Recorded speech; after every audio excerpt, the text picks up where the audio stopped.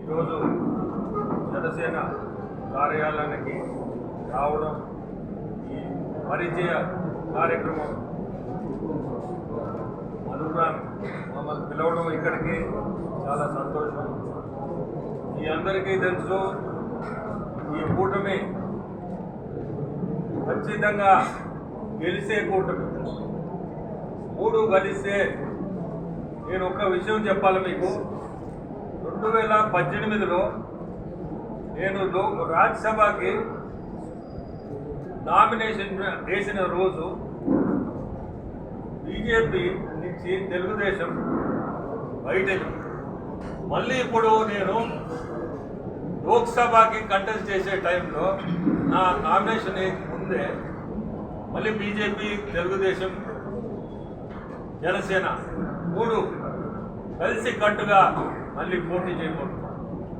నేను అనుకుంటున్నా ఇది విజయం, ఖచ్చితంగా ఇది రాష్ట్రానికే ఇది విజయం.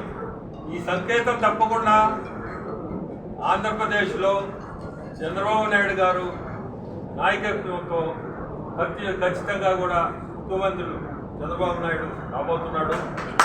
మీ అందరూ కూడా జన సైనికులందరూ మీ సపోర్ట్ అవసరం, మీరు చేస్తారని కూడా నాకు నమ్మకం. ఇప్పుడే మనుగ్రహం చెప్పినట్టు మేమందరం కష్టపడి పనిచేసి మిమ్మల్ని గెలిపిస్తామని ఇప్పుడే చెప్పాను. ప్రతి ఒక్కరు కూడా మమ్మల్ని అందరినీ గెలిపించాలని కోరుకుంటున్నాను. అందరికి కూడా